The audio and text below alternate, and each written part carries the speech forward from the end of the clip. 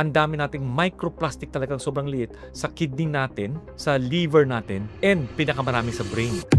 Yung toxins na yan, pag pumasok sa katawan, it increases inflammation sa ating katawan. Pati mga free radicals. So, nasisira lahat ng organs natin. Safe nga siya, pero nakakasira rin sa liver. Ulitin natin, kapag alcohol ka, sakit ang ulo mo, huwag kang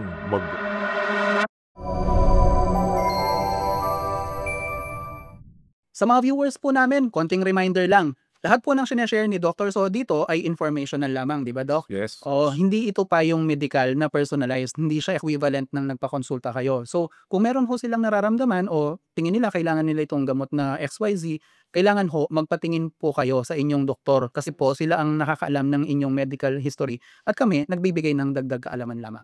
Good day mga kababayan! Isa sa mga pinopromote natin palagi dito sa medico.ph ay yung healthy na lifestyle. Kasi syempre, as much as kumikita yung mga doktor, kagaya ni Dr. So sa mga taong nagkakasakit, ang totoo, ang hangarin talaga ng mga doktor, maging healthy tayong lahat as much as possible, di ba? Yung kita si handari lang yan eh. So, pag pinapakinggan mo yung mga health advocates, whether sa YouTube yan or mga doktor ninyo, lagi nilang sinasabi, mahalaga yung detox na tinatawag or yung pagpapababa or pagpapaalis ng mga toxin sa katawan ng tao.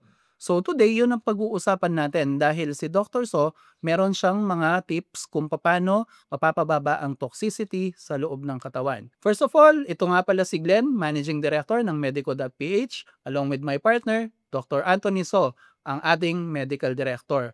So Doc, diretsahan na po tayo. Unahin natin. Ano po ba itong mga toxins na to at ano yung epekto nila sa katawan ng tao? Okay, kaya nag-usap kami. Sa hangin pa lang, ang dami ng toxic. Yung mga carbon dioxide, monoxide, saka sa hangin pa lang. Tapos, yung mga kinakain natin na may plastic na covering at mga tubig, di ba? Yung tubig natin, di ba? May water bottle, di ba? Pag nainitan yan, siyempre matutunaw yung mga maliliit na microplastic. Pupunta sa tubig, iinumin natin.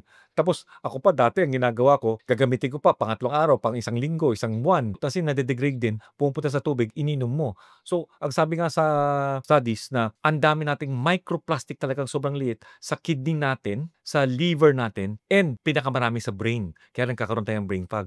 Around 5 to 7 grams or parang isang credit card, ganun kalaki na chop sa brain natin. Then, bata pa lang tayo. Anong binibigay natin? Di ba? Plastic nipple. Kaya nga usually, pag sa mga bata, nirecommend ko, glass bottle. Kaso lang, nababasag naman. Kaya nga ayaw natin. Pero very healthy talaga. Glass bottle. Tapos pinapakuluan pa ninyo. Di ba yung plastic, pag pinakuluan mo, sisira, na-degrade. Lagyan mo ang gatas, tabay init pa, papasok yun. Then after that, ima-microwave pa ninyo. Bata pa lang, kawawa na. Ang daming microplastic na sa katawan. Chopping board, plastic yun. Tapos, yung ginagamit nating oil. Di ba, ang dami nang ngayon oil, mga kanon, bla bla bla bla oil. Seed oils lahat yun. Ang seed oils, galing yan sa mga factories, mga oils nila, pinalinis lang nila. Kaya nga, hindi ganyan kaganda yung mga ginagamit nating oils ngayon. Dapat, huwag na tayo magprito. Kung gusto mo magprito, mag-coconut oil na lang kayo. Okay. So itong mga toxin na to, Doc, unang-una dyan yung mga microplastics. Yes. Ibig sabihin kung toxin, parang lason ho, Doc? Lason talaga. Lason na pumapasok sa katawan. Although, hindi naman siya yung parang lason na uminom ka ng Baygon, tapos nadedo ka na. Yes. Itong mga to, unti-unti nilang sinisira yung katawan natin Yes, over yes. time. So, na-mention nyo yung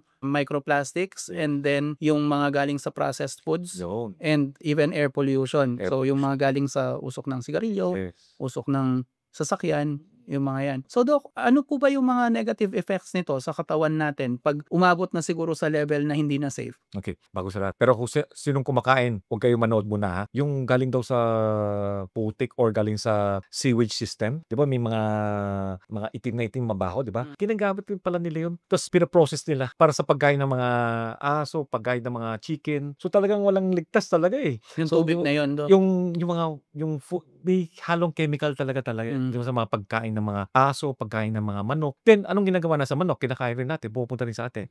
So yung toxins na yan, pag pumasok sa katawan, it increases inflammation sa ating katawan. So mamaga. Pamamaga, pati mga free radicals. So, nasisira lahat ng organs natin, yung heart, liver, especially liver at kidney kasi siya yung taga-detoxify ng ating katawan. May mga iba, pag sobrang dami, di talagang katulad ng alcohol, mamaya pag-usapan natin, di sisirain niya yung liver. Okay? So, ingat tayo sa toxins. Ingat tayo sa toxins dahil inflammation. Yes. Na-mention nyo yung free radicals, Doc, di ba? Yes. Yung free radicals, yan yung mga substance na maaring pagmulan ng cancer, tama po ba? Yes, eksakto. Pwedeng magkaroon ng autoimmune problem saka cancer. Okay. So, yun, damage sa organs, lalo na yung vital organs like kidneys, yung ating atay. Yes, kasi sila yung number one na nag-detoxify. So, kidney, liver. Tapos yung iba, yung digestion, yung bowel system natin, di ba? Dumudumi tayo. Colon. Tapos, colon. Tapos yung skin. Tapos yung lungs, 5 yun. So, So, nag-detoxify sa ating katawan. yung mga yan, pag mataas ang toxicity natin sa katawan, maaring sila yung ma-damage, no? Yes, like nung sino nagtatrabaho sa kalsada, yung mga asbestos, di ba? Nalalanghap yung asbestos. So yun, nagkakaroon ng problema sa lungs in the future. Sobrang tindi, ang hirap nun. Minsan na-intubate, may mechanical ventilator pa ako para makahinga lang. Yun, tapos sa mga factory na maraming mga Chemical. chemicals, yun, lungs yun, tatama ng lungs ninyo. So, base sa sinabi nyo, Dok, itong mga toxins, meron mga epektong mabilis, may mabagal, no? Yes, sir. So, yung mabilis, yung mga, yun nga, nakalanghap kang chemical, nagkasakit ka dahil doon. And yung mabagal, yung overtime, di mo alam, pinagmulan pala ng cancer Cancer, mo. yun, Yan. tama, eksakto. So, nakakatakot, or yung organ failure mo. Yun, eksakto. So, nakakatakot, di ba? Ang daming pwedeng pagmulan. Sabi nyo nga, mula baby, nagkakaroon na ng microplastics, hangin, pati yung kinakain mong hayop, may toxins na. Ano po ba ang pwede natin gawin para maiwasan tong mga toxins na to? I mean, wala naman sigurong way para ma-eliminate, pero mabawasan. And ano po ba yung mga practices na pwedeng i-adapt ng mga kababayan natin para mas healthy sila, less likely tamaan ng mga sakit? Okay. Kasi may mga ibang misconceptions. Kailangan daw pag magde-detox ka, kailangan inom ka ng mga laxatives para magtai ka. Partly true, malinis konti, pero hindi naman kailangan mag-inom ka ng laxative para makadumi ka lahat para alis mo lahat ng toxins. Tapos, inom ka ng parang mga diuretics para makaihi mo lahat yon. Tapos may mga iba, yung teas pa rin, ihi ka ng ihi. No? Hindi naman kailangan gano'n to. Ang importante talaga, keep your body healthy, tapos keep your organs healthy, tapos yung organ will detoxify your body. Pero syempre, may 6 tips tayo to keep your organs happy. Okay? Number 1, syempre, hindi ka nakakain ng mga processed foods. Kung kaya natin, processed foods, tapos yung mga sugary foods. Bakit? Lahat ng mga processed foods, yung nga, wala nang laman, marami pang toxins. Pag kinain natin, pupunta sa organ natin, nagkukos rin ng free radicals, nasisira ang ating liver, nagsisira sa ating atay, tapos nagkukos ng diabetes. Pag nagkaroon ka ng diabetes, sisirain naman ng diabetes yung ating liver at atay din. So, cycle siya na magkakaproblema tayo. So, avoid sugary foods and avoid processed foods. Sabi nyo rin, Doc, di ba, pag tinamaan na yung kidney, pag nagka-diabetes, kahit wala kang sakit sa puso, isa na rin yung sa susunod. Yes, kasi nga yung sugar, nagkakabarado sa heart vessels natin. Nagkakaroon ng plug interval layer. Di ba? Tapos pati sa mata natin, mga blood vessels natin, pati yung namamanita tayo sa paa natin, yon. So, yun, pag tinamaan yung organs mo talaga, yun yung problema na daw. So, yung processed food, alam naman natin yan, fast food, tawag dito, chichirya, yung mga bagay na yan, yung mga sugary drinks na mention nga ni Doc. So, syempre, ayaw naman nating pangalanan specifically, pero alam nyo na yung tinutukoy namin. Next po. Number 2, eat good foods. Vegetables, yun talagang palaging kinukulit natin. Vegetables, lalo ng mga cruciferous foods like broccoli, cabbage, tapos yung mga bok choy daw. Then eat yung mga mataas sa mga probiotics. Kasi yung probiotics, naggagawa siya ng mga enzymes na magsisira sa mga toxins. Tapos yung mga kimchi, tapos fasting. Maganda yung fasting, pang tanggal ng toxins din. Na-mention nyo yung probiotics, Doc. So, ibig sabihin yung mga fermented na foods, okay po? Eksakto.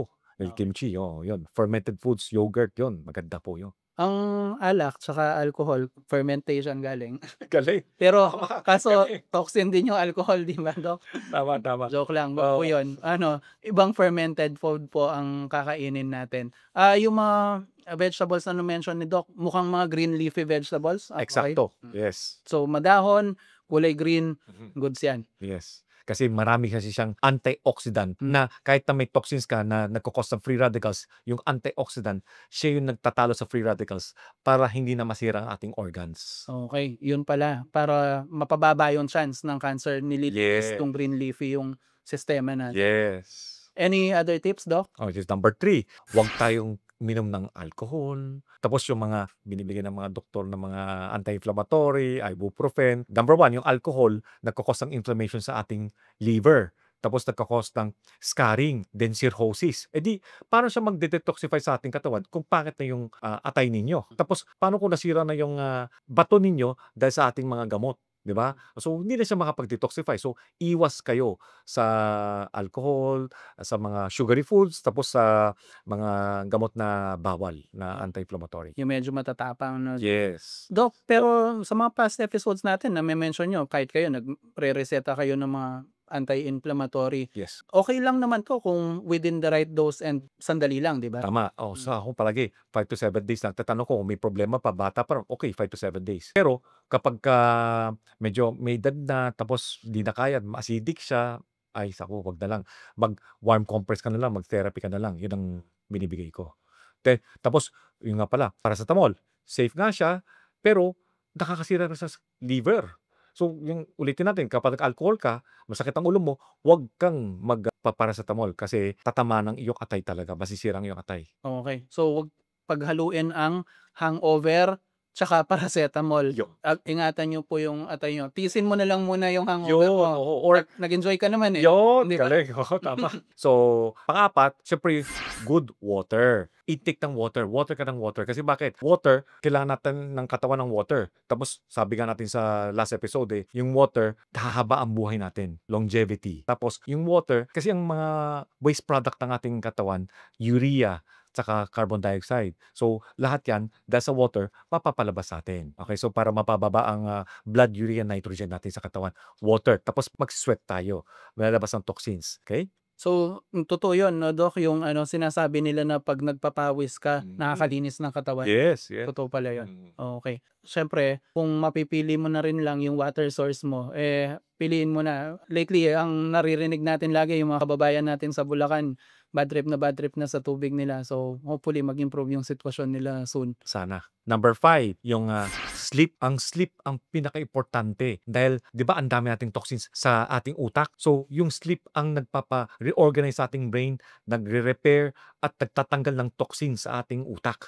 Then, kapag magandang tulog mo, mababa ang stress mo, mababa ang BP mo, gaganda yung blood pressure mo, gaganda yung mga ibang organs, magre-repair yung mga ibang organs habang natutulog ka.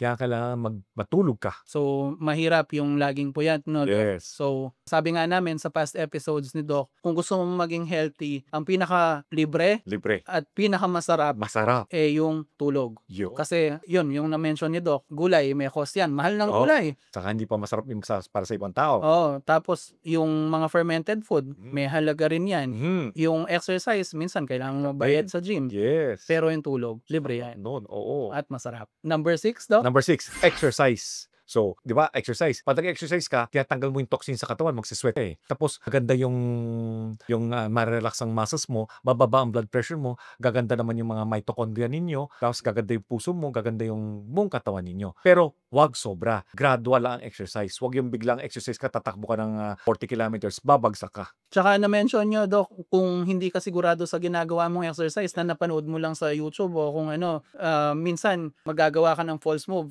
tendinitis ang Yun, yes, injury, yes. diba, Doc? So, kung mag-exercise siguro, bigyan mo na sa light. Yung name-mention nyo lagi, Doc, ilang steps nga ba per day? Usually, 'di ba, una-una 5,000 steps, naging 10,000 steps. Ang maganda talaga 10,000 steps. Pero kung kaya pang magpapawis, mas maganda. Dahan-dahan 'yon, dahan-dahan. Then 5 minutes warm up ka muna, then mga 15 to 20 minutes konting takbo. Kung nakita mong pansin mo na papagod ka na, 'wag yung biglang pahinga.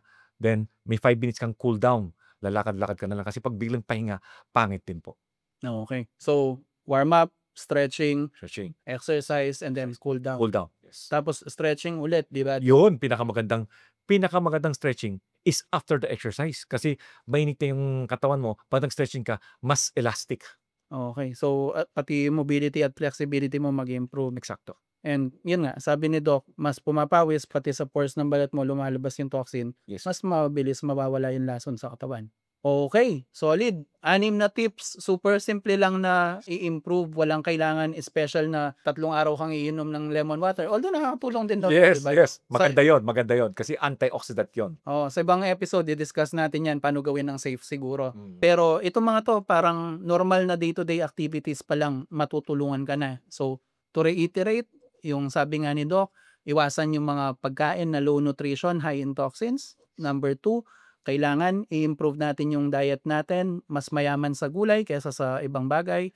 And then, yung exercise, yung tulog, yung malinis na tubig, lahat yung mga bagay na yan nakakatulong. So hopefully po, most if not all, nasusunod natin. Lalong-lalo na yung mga nasa age group natin, 40 pataas. Mas kailangan seryoso, di ba, Doc? Okay, so this has been Glenn, the Managing Director of Medico.ph. As always, with my partner, Dr. Anthony So, our Medical Director, nagsasabi na stay happy, stay healthy. See you sa next episode. Bye-bye!